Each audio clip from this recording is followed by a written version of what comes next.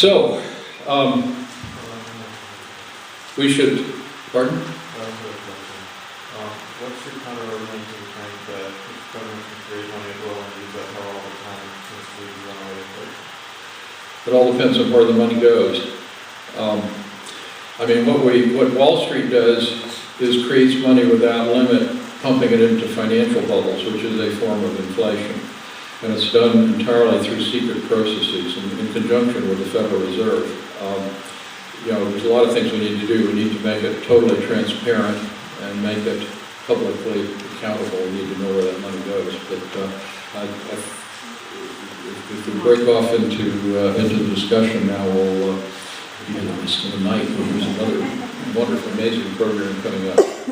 Anyhow, I say a lot more about the money system and what this means in the second edition of Agenda for a New Economy. I put a copy out on the table if anyone wants to look at it. A third design element, living enterprises with living owners. You know, this really starts with the idea that the real purpose of any business enterprise is to serve the community, not simply to generate profit. Profit is a means, it's not the purpose of the enterprise. Well, the Wall Street economy is organized under the control of global megacorporations with internal economies larger than those of most countries that are accountable only to absentee owners whose sole interest is in financial return. And even those in this room who may be socially responsible investors, if we hold money in a retirement fund or a mutual fund or whatever, generally we have no idea what companies we actually own or what they're doing. All we know is what is the financial return. Now, on the other hand, if you own an interest in a local business, you not only know what the business is, you know who the people are, you're in daily contact with it. There's a fundamentally different arrangement and enterprise. And we need to be organizing much more around cooperatives, community-owned enterprises, worker-owned enterprises, and so forth. Fourth design element, we call local living economies. The local economies where all these elements come together. And under Wall Street system, local economies are fragmented and they're controlled by outside interests that have absolutely no knowledge of or concern for what the impact is on the community. Local living economies, it's all part of this framework of redesigning, restructuring our local economies so they're controlled locally and we begin to function like subsystems of our local ecosystems.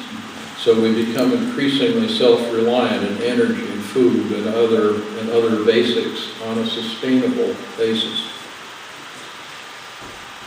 Okay, I want to end by going back through where we started, our three-point strategy for deep change.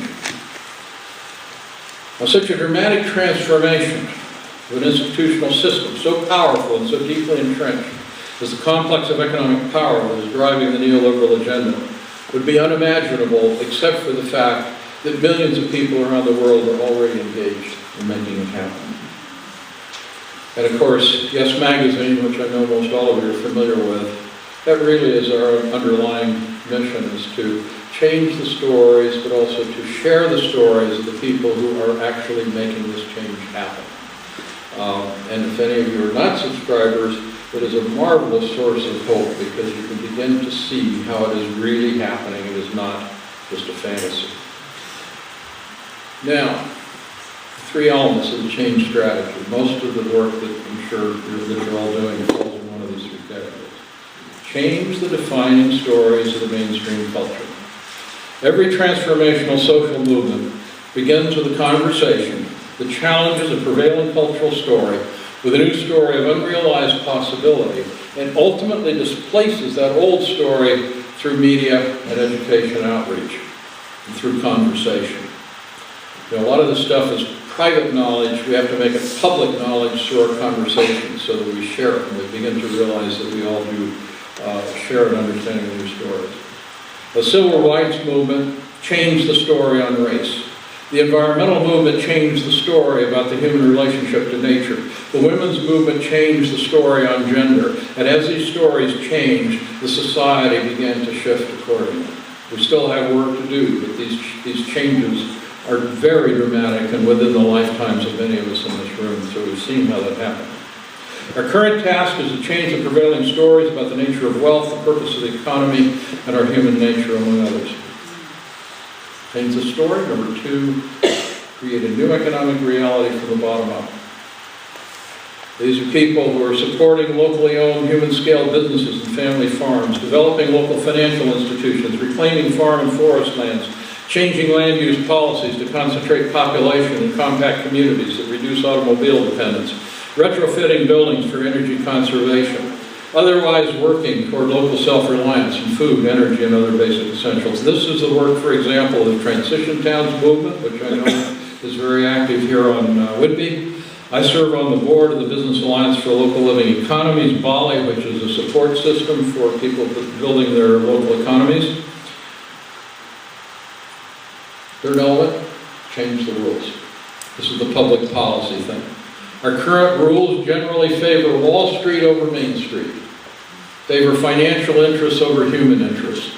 We need to turn those policies on their head, but it's through changing the stories, creating the new reality, getting people engaged in the new reality that we build the political power to force the changes in the political system to then support this new vision.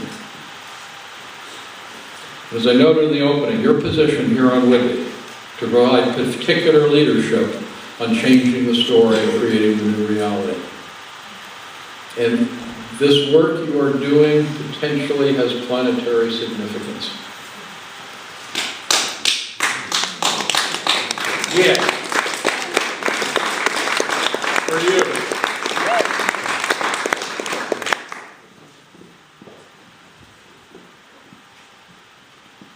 We humans are engaged in a monumental work of reinventing our societies and ourselves. It is the most exciting intellectual challenge and creative opportunity in the whole of the human experience. We have the power to turn this world around for the sake of ourselves and for our children for generations to come. It requires rethinking and reorganizing our institutions, including our institutions of higher learning and our local communities. Now is the hour. We are the ones we've been waiting for. Thank you.